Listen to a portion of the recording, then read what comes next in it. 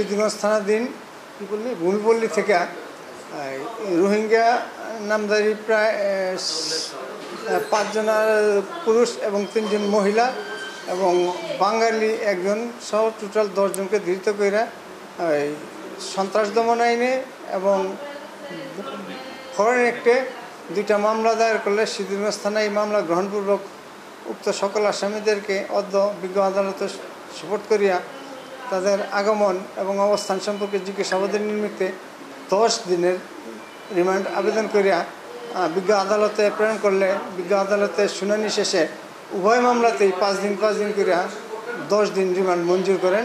আসামিরা এখন কারাগারে যাবে, কারাগার থেকে আইন প্রয়োজনে তাদেরকে জিজ্ঞাসাবাদের জন্য সংশ্লিষ্ট থানায় নিয়ে যাবে। না, এই যাবৎ তদন্ত এখন পর্যন্ত তাদের বিরুদ্ধে পাওয়া যায় না, তবে আছে কিনা এটা সংশ্লিষ্ট আয়েরা। 1 নম্বর আসামি আতাউল্লাহর বিরুদ্ধে একাধিক মামলা আছে, এটা ওই আয়ু যাচাই বাছাই করতেছে।